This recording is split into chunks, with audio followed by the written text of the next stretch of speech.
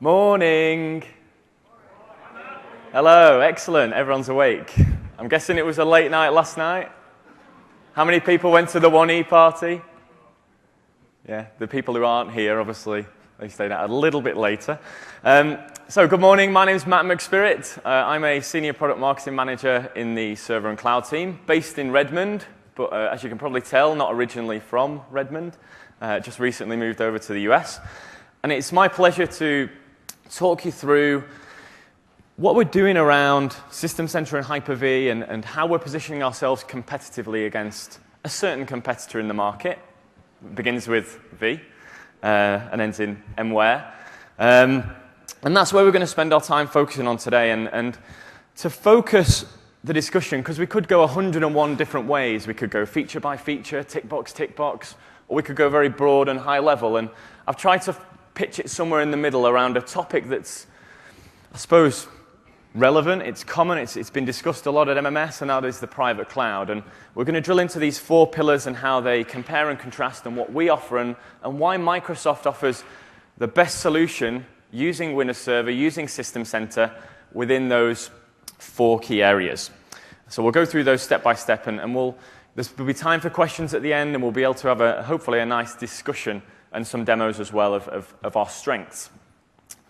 So if we start off with this private cloud, and it's important just to lay the groundwork in terms of what private cloud is all about, what it means to Microsoft from an attributes perspective. Went too far away from the clicker there.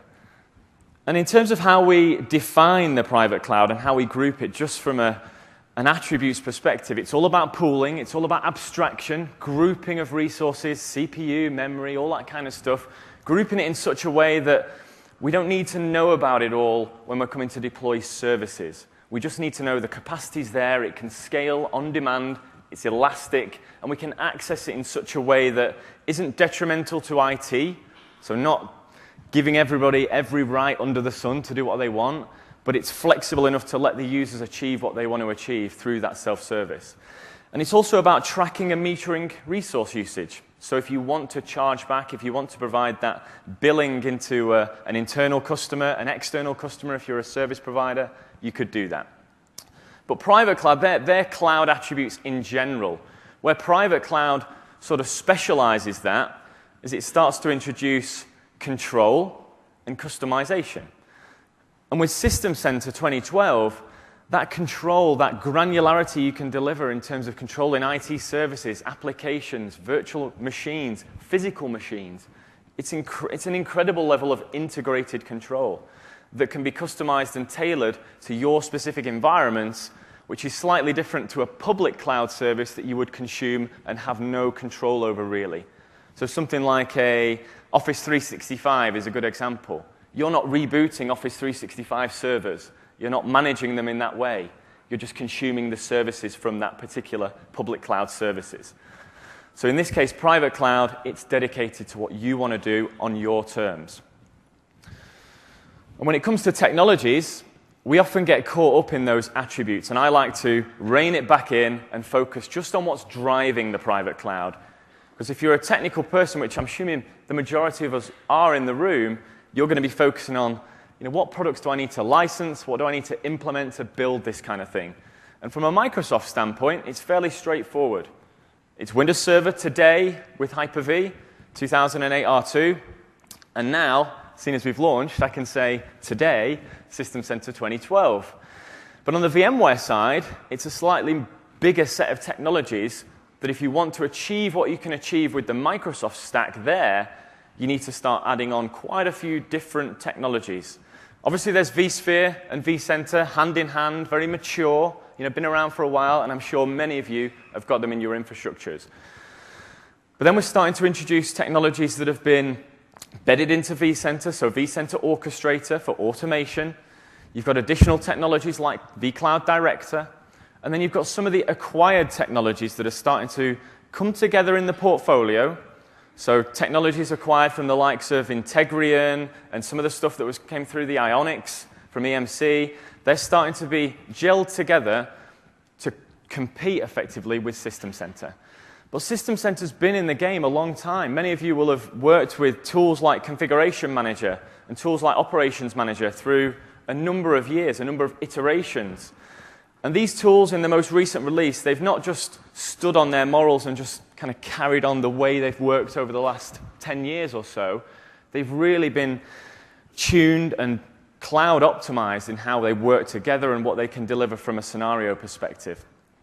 But we're seeing VMware move even further past just infrastructure management and virtualization management and into application management. Some of the stuff they acquired from Hyperic and tied in with the Spring Source links they've got now, and the way they monitor those applications and provision those applications, again, need separate technologies to deliver that. All of these kind of tools are within System Center 2012. So from a licensing standpoint, from an integration and from a delivery standpoint, it's a very streamlined way of delivering on the Microsoft side. But you've got a number of tools on the VMware side. But that's just how it is today. I'm sure that will evolve going forward. So when we focus in the comparison, as I said, I'm going to focus on these 4 key pillars. So applications, and you've seen a lot of this at MMS this year. I'm sure you have. You've seen sessions on delivering services and apps and not worrying too much about the fabric. But we are going to talk about the fabric. We're going to talk about heterogeneous environments because they're becoming more and more commonplace. We're seeing big VMware shops introduce Hyper-V and also Zen Server and potentially other platforms as well. We're seeing people running mixed workloads, not just Windows, but Linux, and they're running different application stacks on top of that as well. So we're going to look at some of those and how System Center offers the best value for that heterogeneous environment. And we'll look at Hyper-V as a foundation of the private cloud, and we'll talk about, finally, how you can consume the cloud that's right for your environment. It's not just the Microsoft cloud, it's not just a VMware cloud, it's a mix, and it's about the cloud that's right for your business. And through System Center and Hyper-V and a number of other key technologies around the ecosystem, from hardware and storage vendor partners, we can deliver really the solution that's right for you. So when we focus on the app, when I put these slides together, these transitions didn't feel that long, but they are actually the slowest transitions in the world. Here we go. And it's gone. So application focus. There's 3 key elements to this. Constructing and delivering the app, maintaining that application and the fabric, and protecting it. So once it's deployed and delivered, how do we keep it safe and secure? How do we ensure that it's up, and if there's a failure, how can we restore it in that event? So we're going to go through those 3 key elements. Now, one of the things that often gets overlooked with the Microsoft private cloud, and specifically VMM as a product, there's lots of cool features. People are talking about Server App V, and they're talking about other cool things around how it manages different platforms, different hypervisors, and so on. But there's certain things within VMM that really streamline the way you can deliver applications now. Now, I'm sure most of you in the room are familiar with virtual machine templates, whether that's on VMware, whether that's on Hyper-V or whatever, or Virtual Machine Manager specifically. But in 2012, we've taken that granularity of a virtual machine template up considerably. So it's really streamlining the speed at which you can deliver an application, a workload, a virtual instance, whatever it may be. So this is before we even get into delivering services. This is just delivering pure virtual machines, just simplistic virtual machines. But the granularity we can go to now is much more optimized for speed and agility. So if I pop over to my demonstration environment, just to give you an example and put a bit of context around what I'm talking about. My demo machine, just to give you an idea of, we're demoing at long range here. So this is us, and this is my lab in Edinburgh in the UK. So I should have got something a little bit closer, but never mind. And if you're on the wireless and the wired network, if you could stop your downloads just for a few minutes so I can at least show something. So here we go.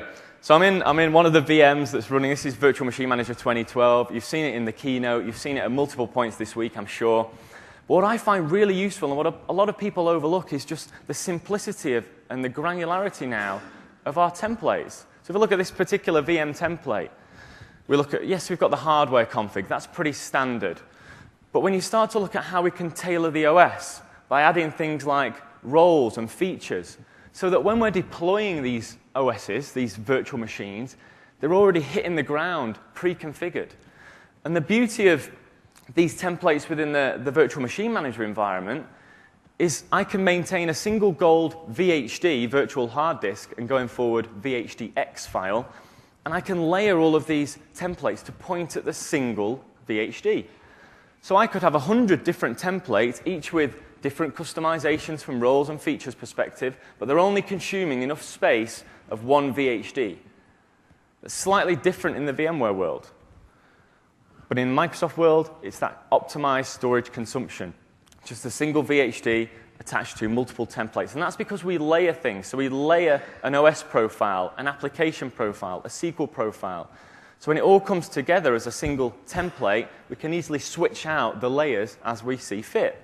So if you look at this data tier template, it's using exactly the same VHD, the virtual hard disk, which is a Windows Server 2008 R2 Service Pack 1 template, VHD file, round about 10 gig in size in this case. But it's the same one that's being used in the web tier template. However, when we look at the OS config, when it comes to roles, I've not enabled any roles, but I've turned on features like .NET. So little things like that can speed up that provisioning. And you could say, well, yeah, I could do that in scripts today. I've got a complete unattended infrastructure where I can deploy that kind of stuff, no problem. And that's fine. If you want to use unattended files, bring them in, if that's your way of doing it. But we give you the choice. And when it comes to deploying these templates, the little view script button that's grayed out because I'm not actually going through a process here, if this was deploying from a template, I could click that view script button and it would give me all the PowerShell that's going to go under the covers to do that. So I can start to use that to optimize still further. So I'm going to come out of there. So that was just a little bit of where I see it. It's such a simple thing, but it just gets overlooked. It's very, very useful to know. It can really speed up the way you deliver virtual machines in this instance. But it's not just about the VMs. As I've said, it's about layering on those roles, those features, setting yourself up to deliver an application. And that's where we come on to what I call VM Templates 2.0. The next level of virtual machine templates. The ability to deliver multi-tiered services that you can quickly deploy, quickly upgrade and manage, but it still maintains that layered approach. So we can swap things out as necessary. We can introduce things like server application virtualization. We can introduce SQL DAC and MS deploy packages to quickly deploy services and applications into our environments. It could be something very complex, like a multi-tiered database, web-based application. But it could be something as simple as a client-server application that your development team want to work on.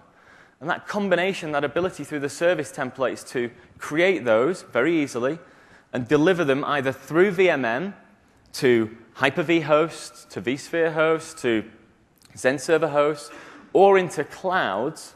So that's a nice differentiation. You don't have to be using private cloud-like technologies. You don't have to have defined any clouds within VMM to deploy service templates. You can just deploy them to normal hosts, as you've probably been doing over the past few years.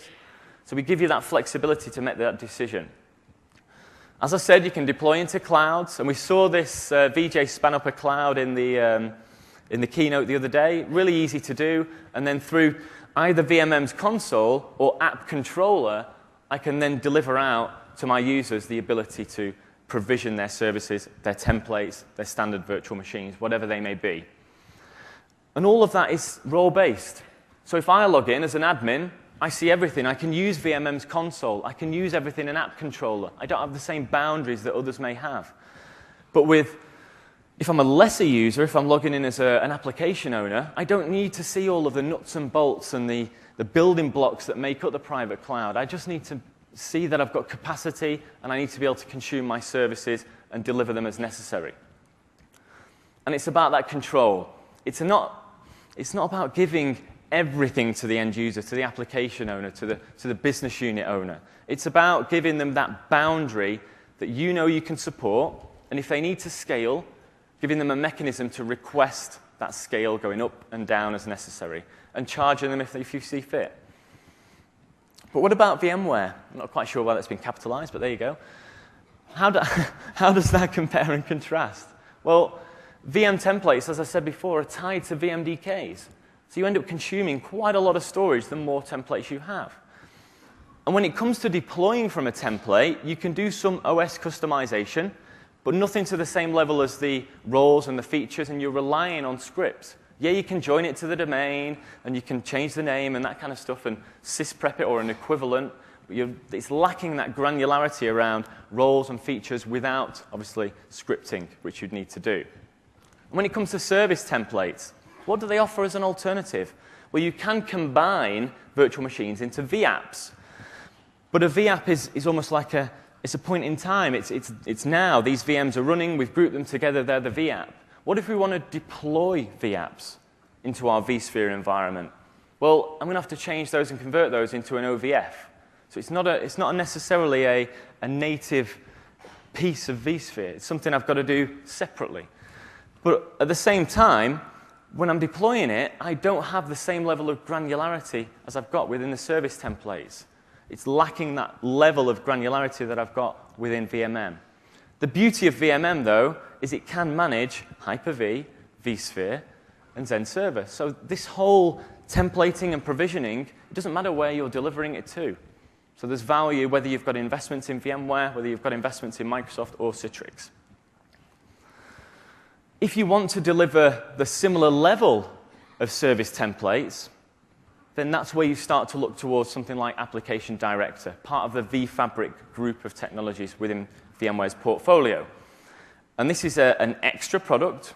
It's not particularly cheap. It's quite an expensive add-on, but it is delivering what they classify as blueprints. So service templates, multi-tiered applications that can be delivered into vCloud Director or vClouds. But that's a key difference there because, as I said before, with the service templates in VMM, I can deploy a service template just to a collection of hosts. It doesn't have to be a cloud. If I'm not ready to make that jump towards clouds, and I'm just happy with deploying services to regular hosts, I can do that. With VMware and with vFabric Application Director, I have to be using vCloud Director. I have to be using that configuration to be able to use the Application Director technology. And those clouds, those vClouds, it's all about VMware. There's no Hyper-V in there. There's no Xen Server. That's it. And if you're a pure VMware shop and you've no plans to change or introduce other hypervisors, then that would work for you fine. But for other organizations who are looking to diversify and looking to combine, for whatever reason, certain workloads on certain hypervisors or whatever, then you're not going to be able to do that with the VMware environment. You're going to have to look at alternatives, with System Center 2012 being one of them. Yes, the role-based self-service is in there through vCloud Director, but what about requesting? Up until recently, there was a product, Request Manager, that was in the portfolio. You could buy it, and it enabled, I guess, application owners, business unit owners, or whoever to request capacity or request the ability to do something in relation to vCloud Director. But that end of life, it was deprecated, it went. And the functionality is moving towards Service Manager, an acquisition through the Infra technology. But there's nothing out there on Service Manager yet. There's no references, there's very little data. There's a data sheet on the website, and that's about it. And without that request capability, it's missing a key element of that whole life cycle of an application. Whether you're using an alternative service desk or not, it's important. If you've implemented a service desk, it's usually because you want to control access to stuff and let people request through a service catalog resources, capacity, simple things like access to certain areas of the infrastructure. That doesn't exist in the portfolio today. We don't know how proven it is. But with Service Manager 2012 and previously Service Manager 2010, there's reference cases, it's well integrated, and you've seen the demonstrations now. With the Cloud Services Process Pack we make available, you've got a very quick-to-deploy service catalog that has the common requests in relation to private cloud. I would like to increase my capacity. I would like access to this cloud. I would like to be able to deploy a service. And it's integrated from the word go, which makes it easier to adopt. If you're not using Service Manager 2012, or part of System Center 2012, then tools like Orchestrator become incredibly useful if you want to gel this together with your own service desk tools you may have in your environment already. And like I said, when it comes to consumption, when it comes to delivering multi-tiered services, it is just about vApps in the cloud. I struggle to deliver just an individual VM. It's all about vApps. When it comes to application focus, so that's the construction, the delivery. What about the maintenance and the ongoing management of the app? So we've pushed it out, or we're in the development phase of the app. How does this all relate to System Center? Well, in VMM, in fact, in System Center 2012, let me take a step back. The beauty of System Center 2012 when it comes to maintaining your fabric and your applications is there's so much choice. Some organizations will just use kind of out-of-the-box WSUS, not part of System Center specifically, but they'll use that for patching their infrastructure. Others will use Config Manager, and they'll use it for the entire estate.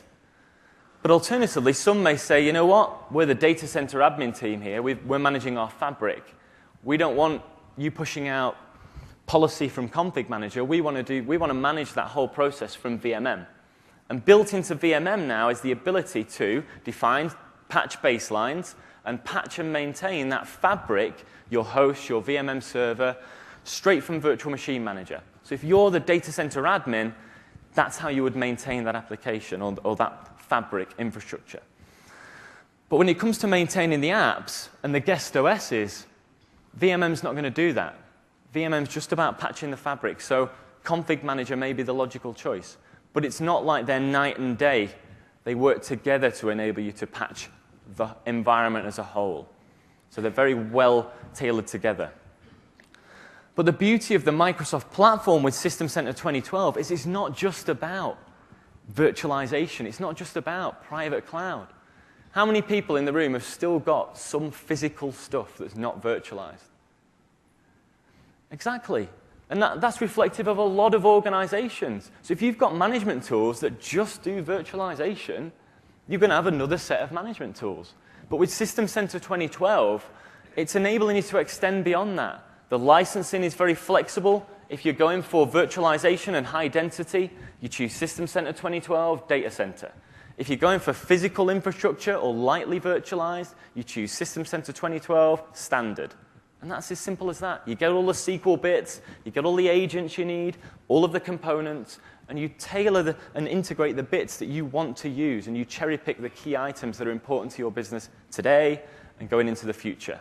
But that extension beyond the private cloud means you can group everything together and not effectively introduce more point solutions to manage physical, virtual, guests, and so on.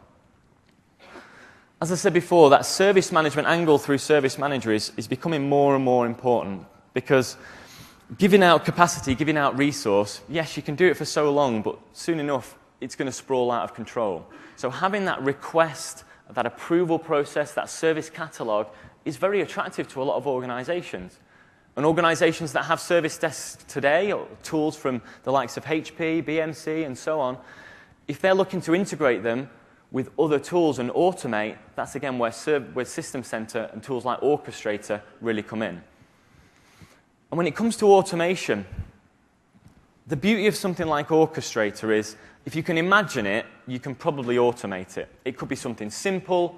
If this file appears on a server, do this. Or it could be something very complex, like when a new user joins the company, HR fill in a form, and that triggers all sorts of different actions, which results in the end in a new virtual desktop being spun up for that user.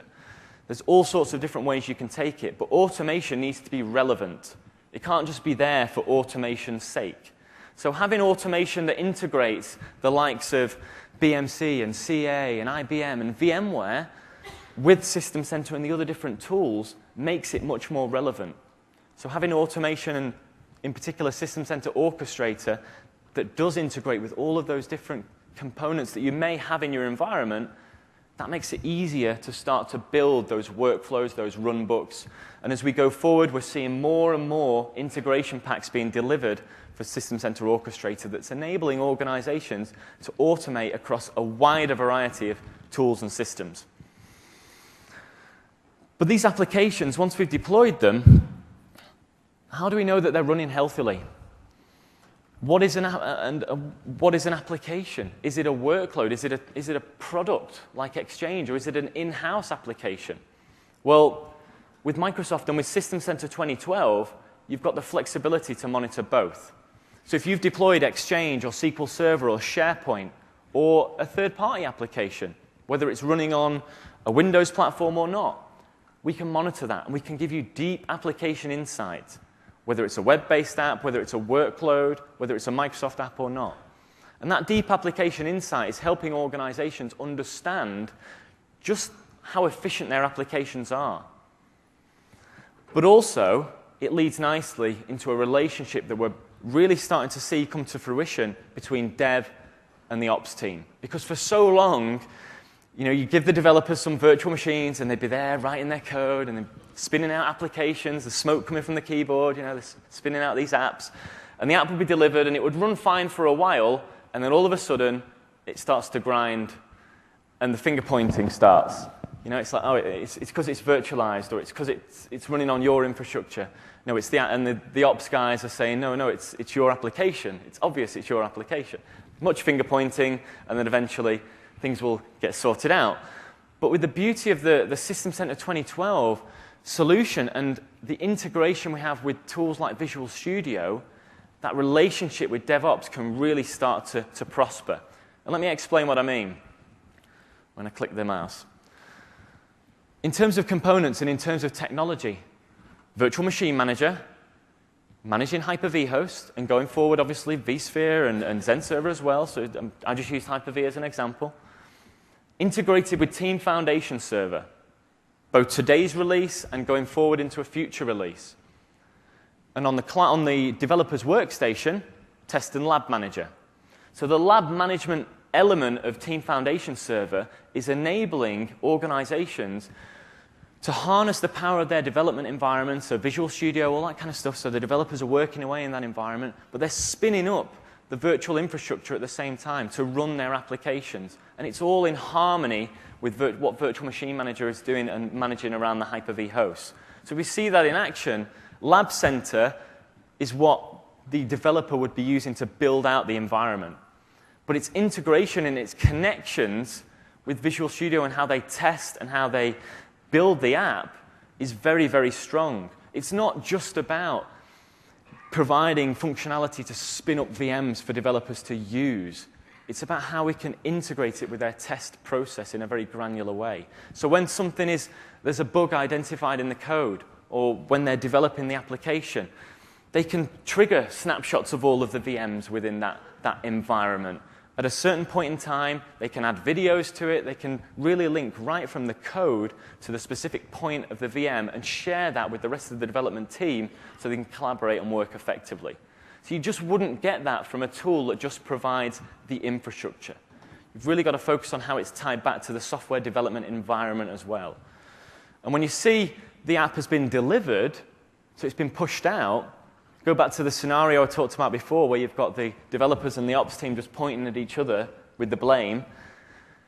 In Operations Manager, if an alert fires for that application, set resolution state, assign to engineering, and it goes through to Visual Studio.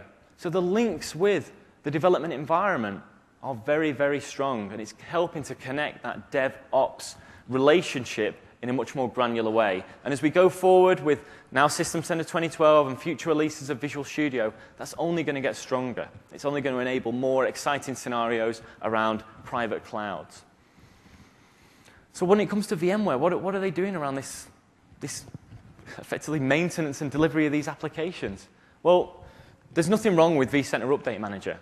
Anybody who uses it, it patches the ESXi host now very easily, straightforward, easy to use, nothing wrong from it from that perspective. But it just does that. That's all it's aiming to do. In fact, in the vSphere 5 release, they removed the ability to patch inside the guest.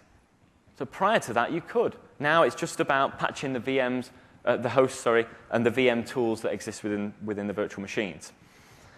So you're going to need, if you want a pure VMware infrastructure, additional technologies to be able to reach inside the guest operating system.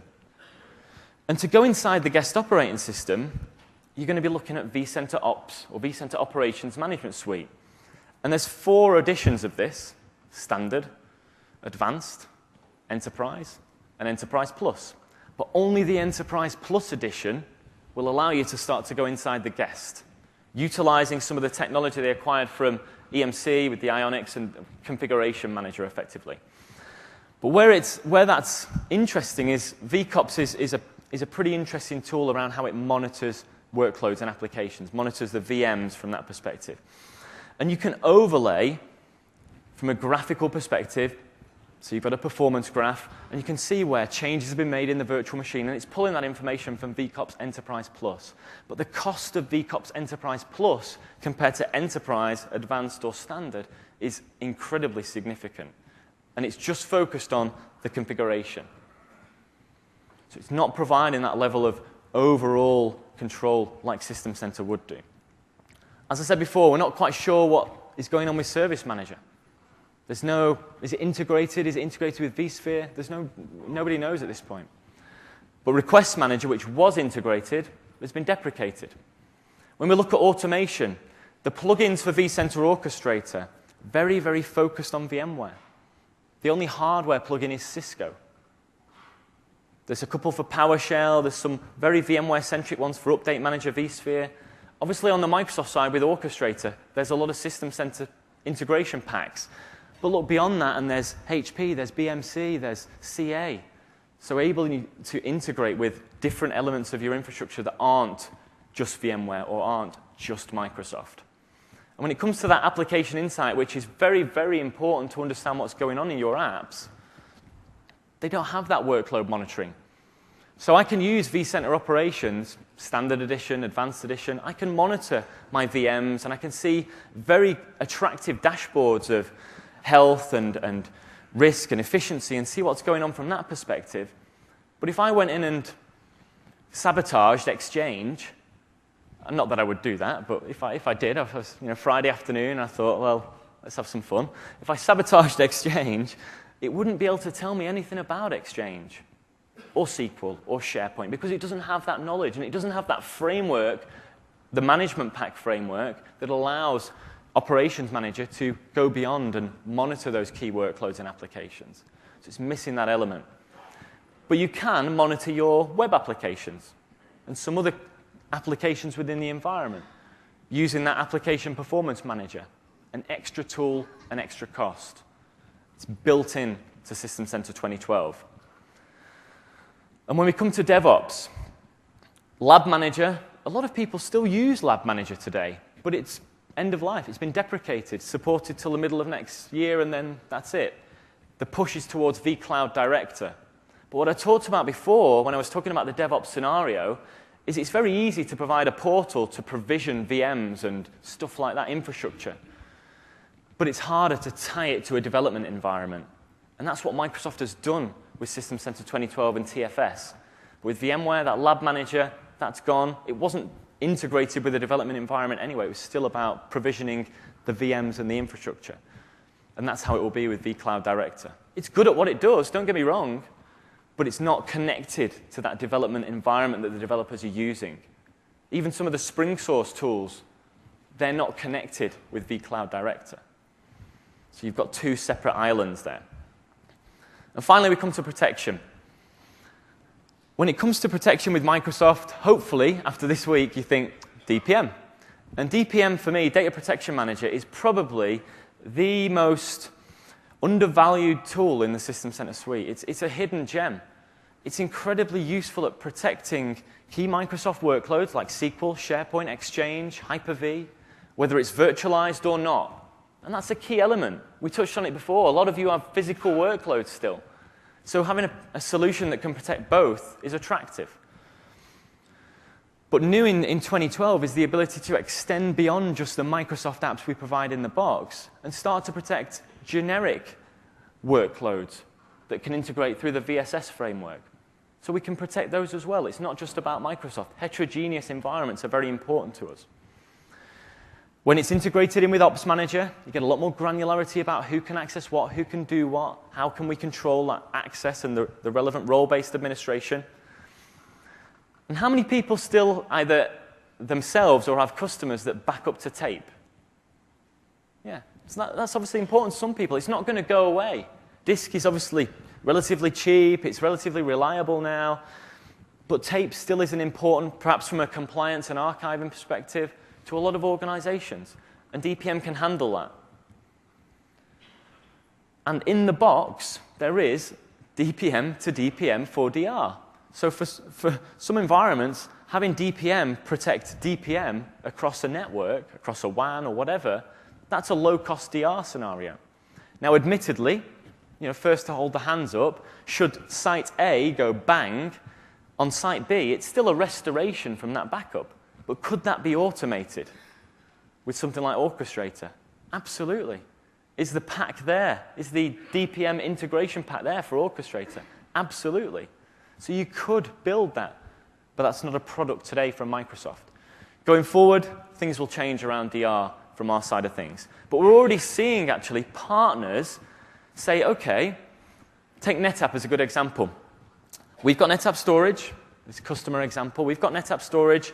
We've got Hyper-V. We've got System Center. What could we do to automate the failover between sites? Integrating with things like SnapMirror for replication, integrating with site failover, and so on. Well, with what was a Parlist, now Orchestrator, NetApp have released the pack to do that. And they walk you through how you can effectively fail over between sites using System Center. So in the event of a disaster or a planned failover, you can hit the button and off it goes. Or alternatively, you could have it triggered by something like an alert. Now, obviously, if an alert fires and it triggers your whole site failover, obviously it's got to be a pinpointed alert to do that, but you could do it if you wanted to, if you wanted that level of autonomy. But with VMware, data recovery is restricted to VMs. It comes in the box. It's in the box within vSphere. It's not something separate you have to necessarily license, but it's just about VMs. It's just about the virtual infrastructure. And it's not about workloads.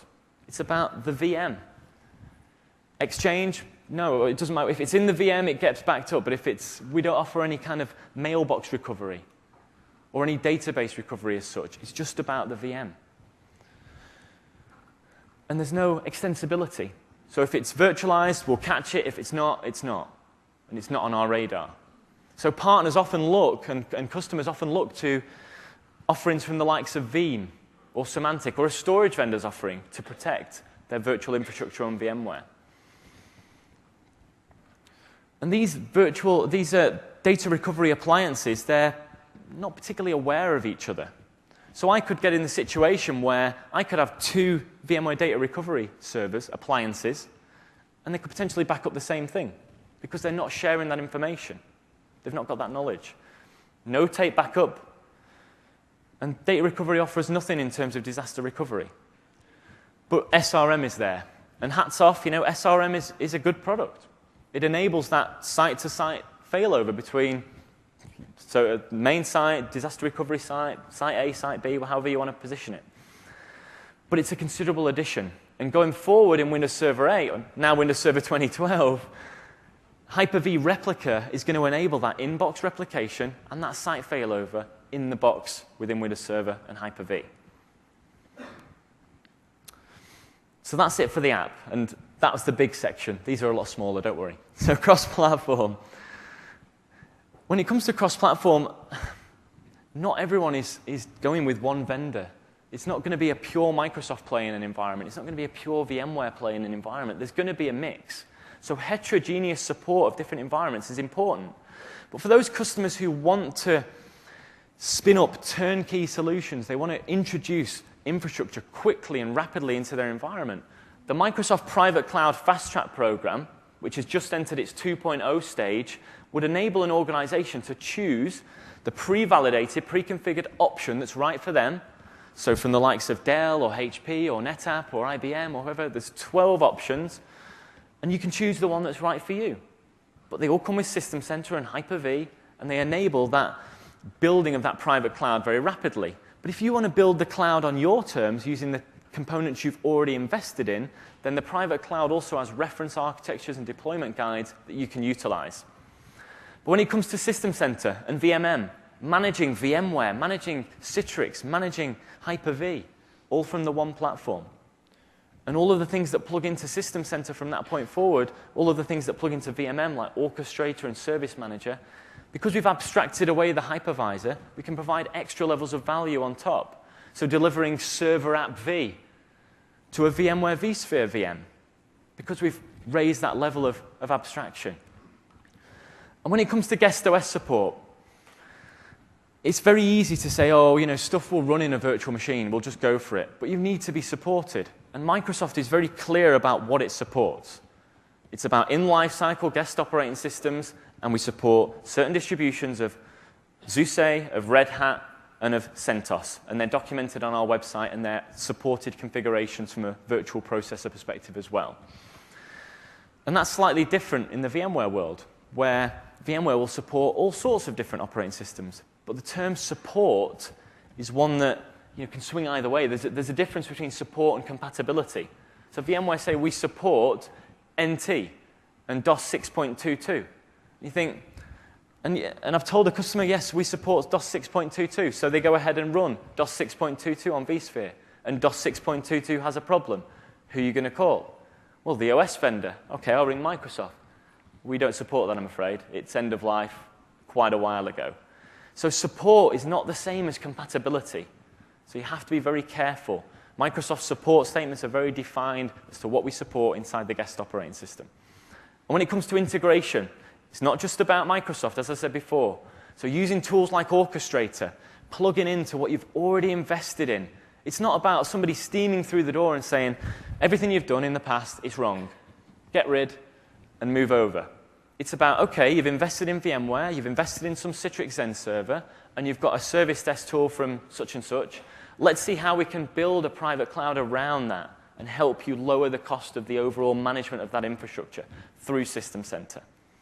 And when it comes to the apps, Windows is an incredibly popular platform for a variety of different applications, not just .NET.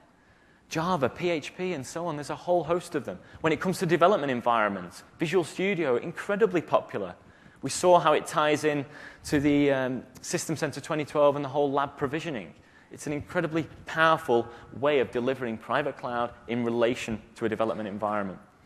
When it comes to VMware, these pre-validated configurations, it's just about vBlock, which are pretty big in size.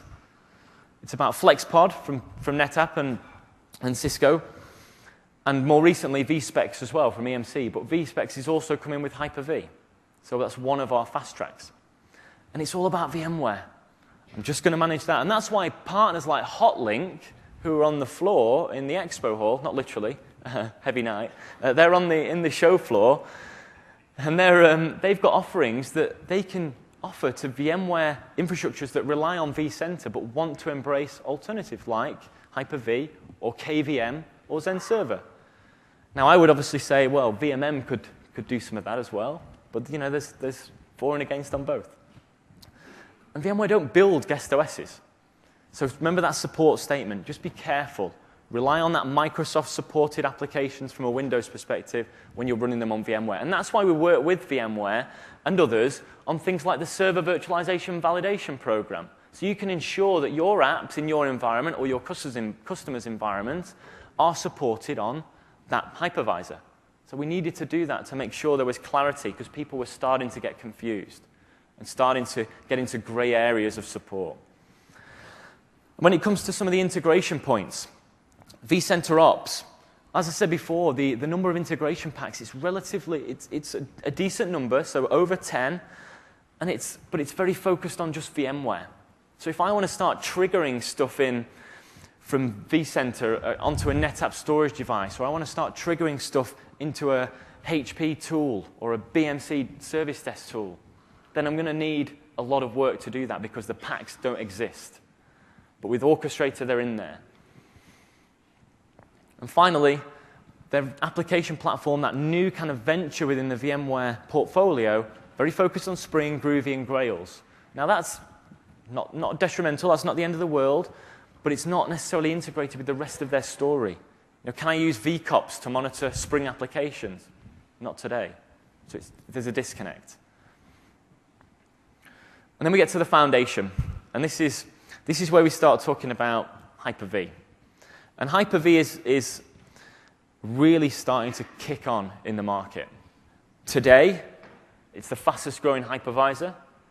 It's taking share in the market, and it's setting up for a really strong foundation when we move into the next release. But today, people often think, oh, I didn't know you did live migration.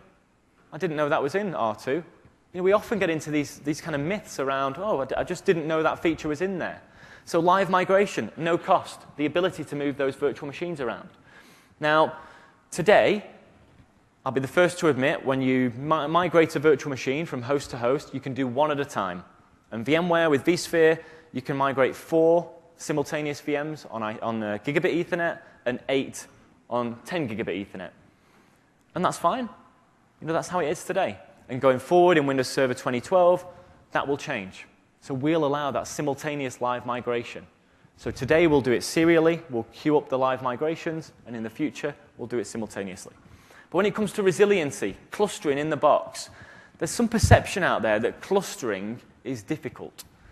But in 2008 and subsequently in R2, it's an extremely simple and streamlined method. It's a wizard of 7 or 8 clicks to build a cluster. Once you've obviously connected all of the wires and the storage and that kind of stuff. But just to build the cluster, really straightforward. And you saw it in the keynote the other day. You saw VJ, click, drag, drop, clustered.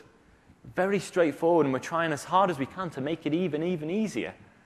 And it's relatively straightforward today. Just a couple of clicks, and you've built that resilient clustering infrastructure. And when it comes to density, I want to get more VMs on my hosts so I can reduce the cost. When you think about private cloud, the more density, the greater levels of density you can achieve, the overall cost of the infrastructure drops. So as you scale up, you're reducing your cost, and your per VM cost obviously drops as well. But when it comes to scalability, performance, familiarity, they're key assets of Hyper-V. It's just built into Windows. The scale, it delivers great performance, and we've got some performance metrics that we've worked on. We've published these benchmarks, and they've been available for a long time. So a massive number of mailboxes on a single Hyper-V host. When it comes to SharePoint and SQL, so really pushing great levels of consolidation and scale on today's Hyper-V. That's with a 4 virtual processor VM, which we know isn't the industry leader today. You know, there are alternatives out there from Citrix and VMware that offer greater numbers of virtual processors in VMs. But when we start to look at Windows Server 8 very shortly, we'll see that that is changing. And it's a foundation for the future, remember? So today, we're achieving those kind of numbers, and we're working on some stuff at the moment that will publish towards the TechEd timeframe that will showcase some more of our applications virtualized on Hyper-V. So the key point is, you can do it on Hyper-V, you can virtualize these mission-critical workloads, and you can do it with confidence, and you can manage them with System Center. So it's not just about getting it running and getting it running fast. It's about managing that workload as well. And as we've said before, System Center really helps to deliver that. But not a lot of people know that, actually, there's another way to get hold of Hyper-V. A lot of people just assume Hyper-V, Windows Server, I buy Windows Server, I get Hyper-V. That's the flow. But actually, Hyper-V Server is a completely free download. It's a lovely blue screen. Something you won't hear very often in that order. But you just install it. It's pretty quick to install. It's a smaller footprint than the full Windows Server, but it's still a Windows Server. It's still a WIM image, which means you can still manage it with your tools. You can still patch it with your tools. You can still monitor it with your tools, whether they be Microsoft System Center or alternatives. Back it up as well. But it's a free download. It doesn't come with any licenses for Windows Server guests, so you still have to think about that, the same as you would on a VMware platform, on a Zen server platform, whatever. But it does contain just the hypervisor, the driver model, and the core virtualization components it needs, like clustering and the virtualization bits. But it is that smaller footprint, less of an overhead, less of an attack surface, reduced patching. It's all beneficial. But as I said, it is a WIM image. So if you want to deploy it with Configuration Manager, go for it. You can do that. But built into Virtual Machine Manager 2012 is the ability to deploy, and you saw it in the keynote again, physical infrastructure. So I can deploy Hyper-V to a physical host, a blank physical host. There's nothing stopping that Hyper-V image being Hyper-V server. And it's got all of those features. So it's not a free edition that we say, try it, and then you'll hit this limit and you can't use this feature. It's got everything. It's got all of the tick boxes that Windows Server Hyper-V has got, but it's completely free. And will that continue as we move forward into Windows Server 2012? Absolutely. Okay, so there's going to be no change there in terms of it's going to be a free offering. And you can download it now. The beta's available. And when we compare with some of these free editions, ESXi 5, free download, Zen Server 6, free edition, free to download, and Hyper-V Server 2008 R2 SP1, to give it its full name, you can see that, yes, ESXi does support a greater number of host processors today, 160 versus 64. But 64 cores on a host is still a fair amount, and it covers most platforms that get deployed today. 2-socket, 8-core, 2-socket, 16-core. That's well within what Hyper-V supports today. The VS&MP support, so the number of virtual processors is 4 today. But remember those workloads, those performance metrics we published, they were on 4 virtual processor VMs. So imagine when we go forward to Windows Server 2012, what we're going to be able to do then.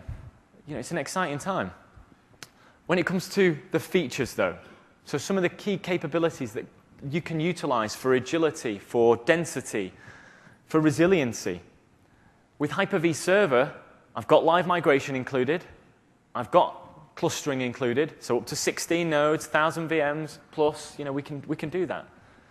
And dynamic memory is included. So you'll see that with VMware's ESXi, you can download it and you can consolidate, but if you want to start to move stuff around and vMotion and fail over, that's when you're going to go to vSphere.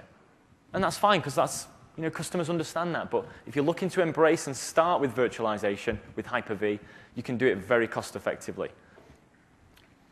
But we do get common questions, common myths. VMware has a feature known as blah is a common one. We do this. Do Microsoft have an alternative? And what is it called? Do Microsoft do vMotion? That kind of thing. And DRS is a common one. Popular feature on VMware's platform, the ability to automate moving of virtual machines from place to place with no interruption. So using the vMotion technology, but moving stuff around intelligently based on changing conditions. Now, in the past, with Virtual Machine Manager, in the 2008 R2 release, when you combine that with System Center Operations Manager, it unlocks something called PRO, Performance Resource Optimization. And what that would do is Ops Manager would be monitoring the environment, and if it thought stuff should be moved around and balanced, VMM would do the balancing. In 2012, VMM handles all of that itself. So it's a much more simplified adoption of that kind of capability. But Pro hasn't gone away. So Pro is still built in. So if you do combine VMM and Ops Manager still, Pro still is still got a part to play, because partners can extend Pro. Because, yeah, great, dynamic optimization will balance the workloads, balance the VMs.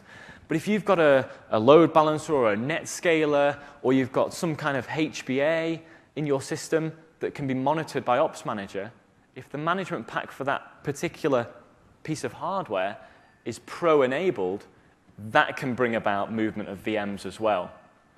So it's extremely powerful and flexible, both in simplicity, just through enabling DO, and then extending it with Pro. And just to give you an idea, a very quick one, let me go to my environment, go to my VMs and services.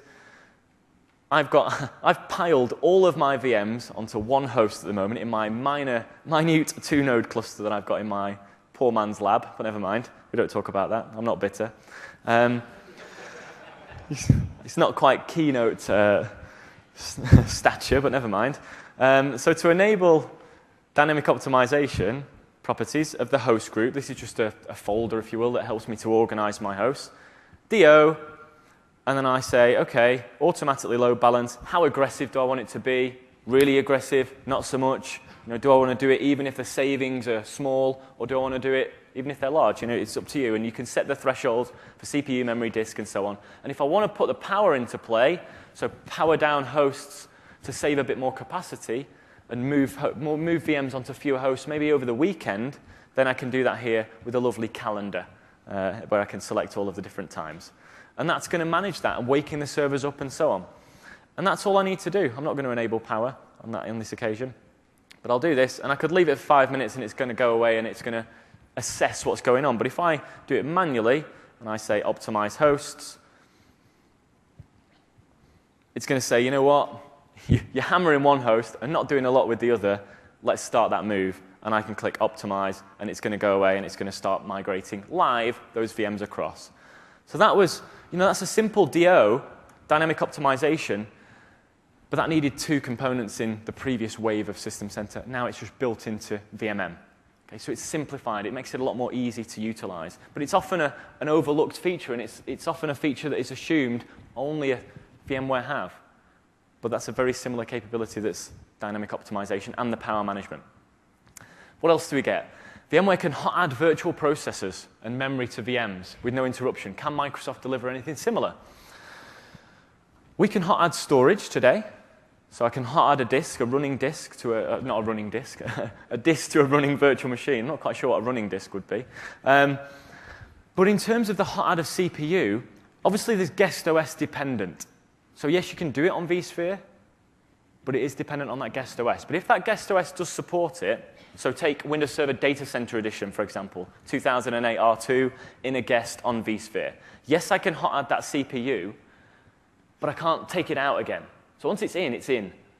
So if I'm a service provider, if I'm providing a kind of pay-as-you-go offering to customers, and I add the CPU, and they get charged accordingly, if I want to then drop that down because the workload's tailed off, I'm going to have to shut down that VM. So there's downtime associated to get that CPU back out. And it's the same with memory. So whilst it's an interesting capability, it wasn't on the priority list for Hyper-V, now and going forward in the 2012. But then finally, one that we hear quite a lot, and if you're a Microsoft partner, you'll probably have heard it. If you're a customer, you might have seen these capabilities. We have a feature known as fault tolerance.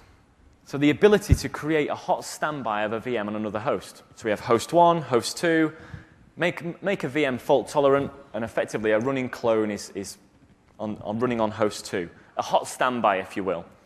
And if the physical host number 1 goes bang, the VM goes down, but then the secondary VM takes over just like that.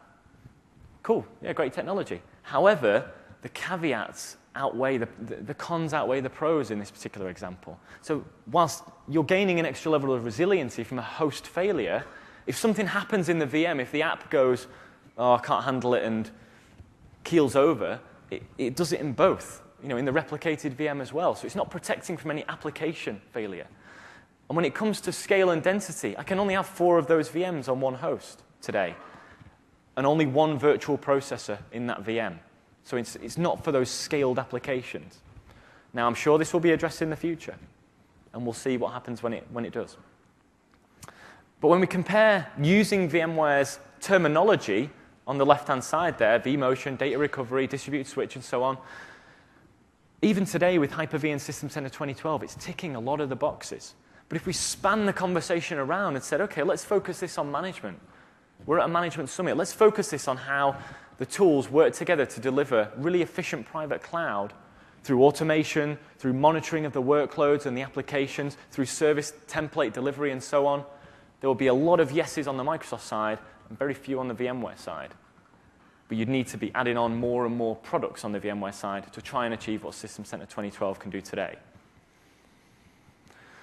But in the future, things are only going to get stronger from a Hyper-V perspective specifically. Key things that I'd call out. Replica is awesome. It's an incredibly cool technology and so flexible.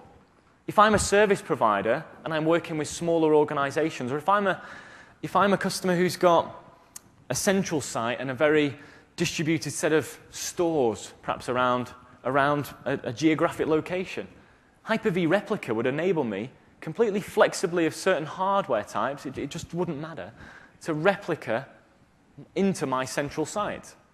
So all of those remote sites are replicating into my central hub. And they could be running different types of servers. They could be running different network infrastructures. But it's very, very flexible about how it does it, using asynchronous replication. But if you want to use storage replication, That's fine. That's where our storage vendors come in. And we've optimized things like cluster shared volumes in Windows Server 2012 to work more effectively with things like storage replication, because we realized that was a challenge in the previous release, or the current release. But when we talk about scale, you realize quickly that I ran out of icons here, so I just had to use scales for each of them. Originality was going out of the window at this point. But yeah, huge VM scale. So this is up there with whatever else is in the industry now in terms of the highest levels of scale. For both VMs, massive scale for virtual processors, 32-way, up to 1 terabyte of RAM, but there's no entitlements. There's nothing to say, okay, you can use it, but if you want to use the maximum amount of your memory, you're going to need to pay a little bit more. It's not like that. It's if you've got it, you can use it. And with the scalability we've got, it's not per edition. So 32-way virtual machines are in the free Hyper-V server, and they're in Windows Server Hyper-V. You can use either. There's no, okay, if you've only gone for standard edition, you only have 4-way. It's 32 across the board. So that monster VM on Hyper-V is now going to be here. When it comes to hosts, 160 logical procs, 2 terabytes of memory. Does anybody have a server with 2 terabytes of memory? 1 terabyte? Half a terabyte? Yes, you're at the back. There you go. Mine inevitably don't, unfortunately, so I have server envy, but never mind. But the number of virtual machines per host, immense scale. So yes, we support 64-node clusters going forward. Do you need to build a 64-node cluster to run 4,000 VMs? No, because we support 1,000 VMs per host. Obviously, it's going to be quite a large host, or really, really small VMs, but we can do it.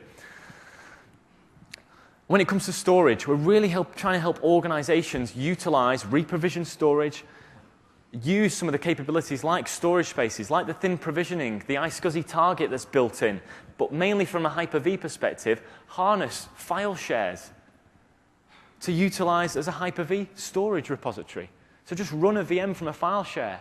If you're interested in that kind of thing, talk to someone like NetApp, for example, spinning out a CIF share on a filer and presenting that to a Hyper-V set of Hyper-V hosts and just dropping the VMs on there. That's attractive to a lot of organizations. So Hyper-V over SMB is going to be a new way of delivering Hyper-V and scale-out infrastructure. And when we start to talk about storage, a lot of investments have been made in storage within Windows Server 2012. So offloading certain tasks to the SAN. So things like a storage migration, we'll send that to the SAN. The SAN can handle that. It'll do it much quicker, much more efficiently. We can save resource on the hosts. Virtual fiber channel through to the guests. So guest clustering is one way of increasing resiliency of an application that's virtualized. But today with VMware, a guest cluster can be 2 nodes. And when you do build a guest cluster, you can't vMotion it anywhere. They don't support that. But with Microsoft, we fully support the migration, we support the dynamic memory within guest cluster nodes.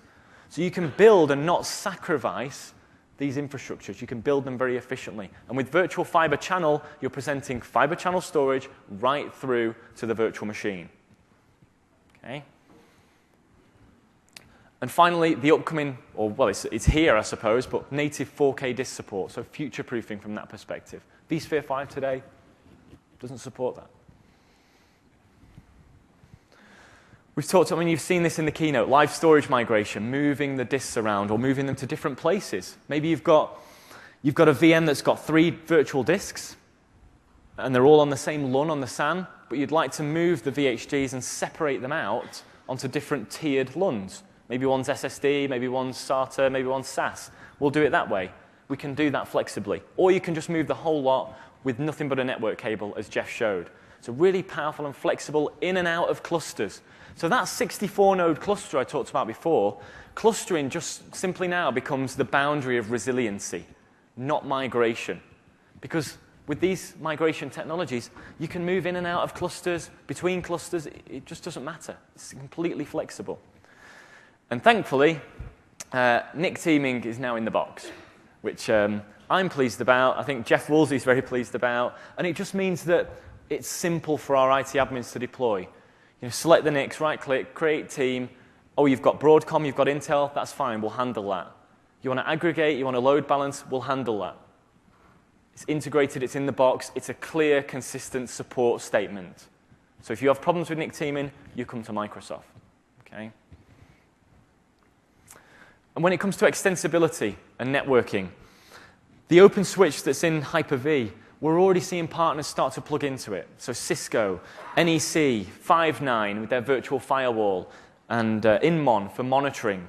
So we're seeing partners already build solutions to help extend what the extensible switch can do. But it's not a replacement exercise. With VMware, the distributed switch, you use VMware's, or you use Cisco's, or you use IBM's. On the Microsoft side, you plug in where these solutions fit. And it's solutions for filtering, for forwarding, for inspection. The solutions will be available, and there's partners here at the show that will gladly talk to you about that. And you saw network virtualization, I'm sure, in the keynote as well. Really flexible about how we can onboard users into an environment. Can VMware do that today? You can do something similar with VXLAN, but you need vSphere, Enterprise Plus, and the Cisco Nexus to do it. And if you've not got those bits, or you've not got one of those bits, you're not going to be able to take advantage. But with Hyper-V going forward in Windows Server 2012, if you've got a mixed infrastructure, if you've got different networking hardware, you can still use network virtualization to help onboard and host different multi-tenanted infrastructures. And finally, networking enhancements. So if you've got applications that are extremely performance intensive from a network perspective, SRIOV will be very much of use to you. So SRIOV, hardware capability within certain NICs, gigabit or 10 gigabit Ethernet, that effectively presents itself through to a virtual machine. Shared between multiple virtual machines, it's not just a one-to-one relationship. But the performance and throughput is significantly improved. Do VMware have anything similar? Well, Direct Path I/O is often compared.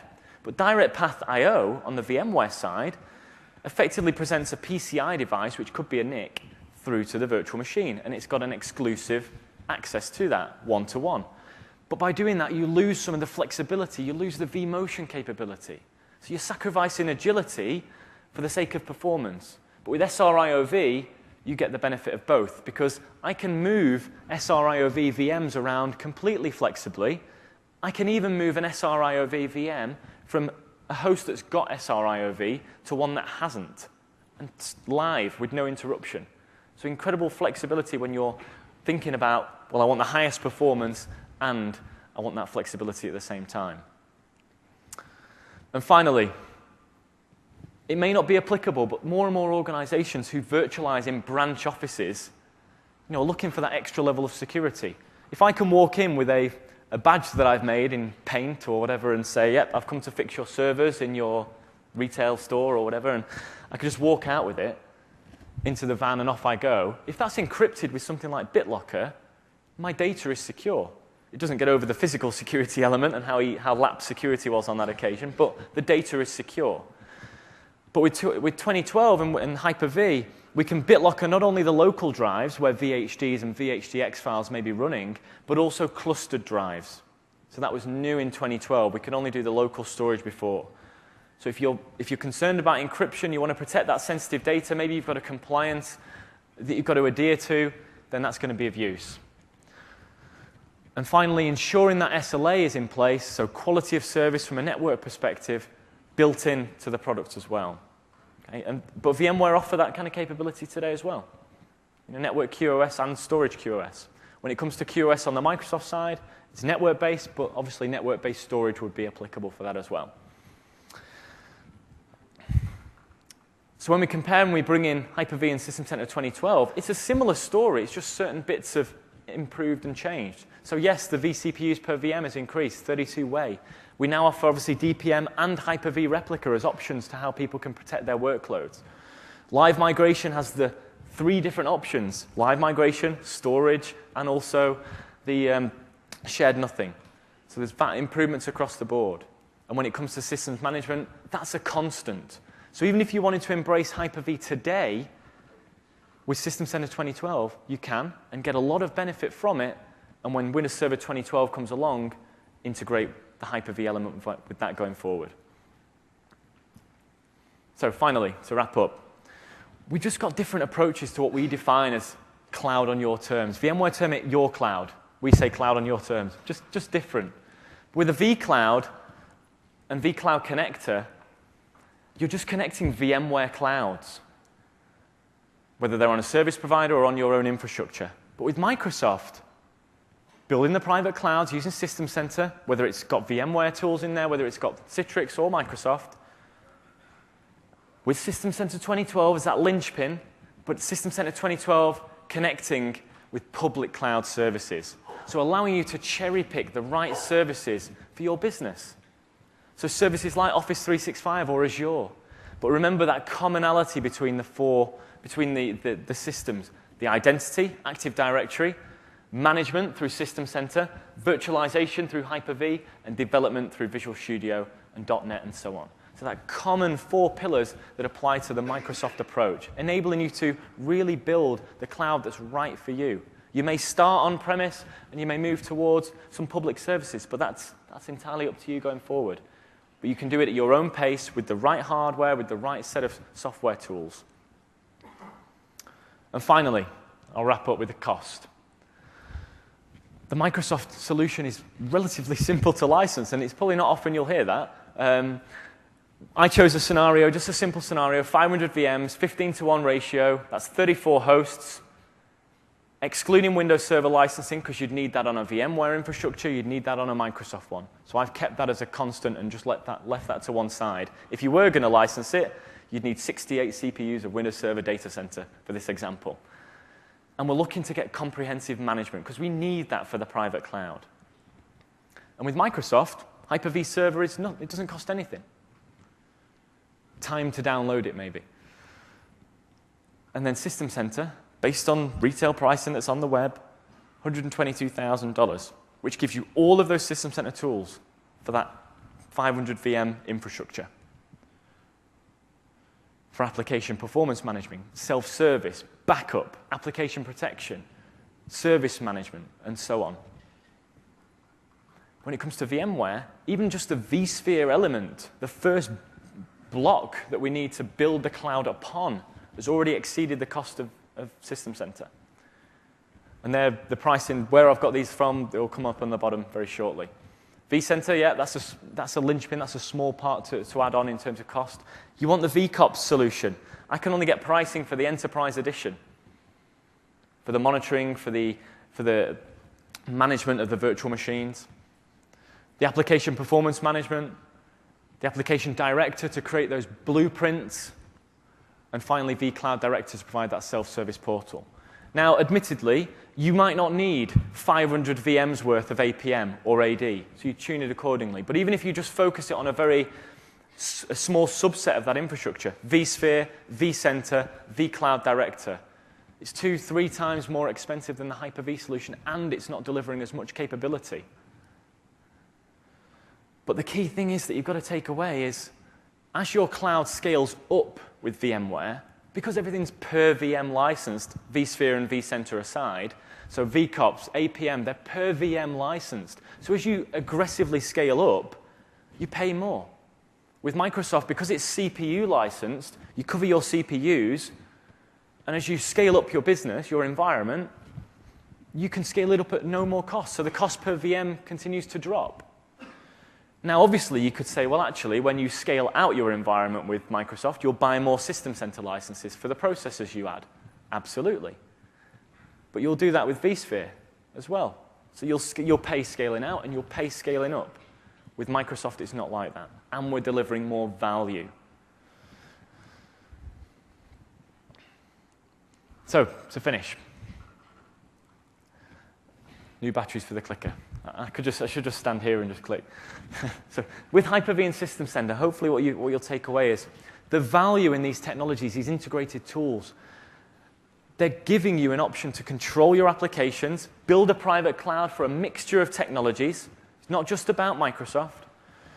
And build one that's set up for the future with things like Windows Server 2012, with System Center 2012, that it really is a powerful platform going forward to help you build the cloud that's right for you and connect it to the services that are important to your business. And that's at a lower cost and higher levels of integration and automation than the equivalent from VMware. And with that, I'll sign off. Thank you very much for your time. If you've got any questions, please come and see me.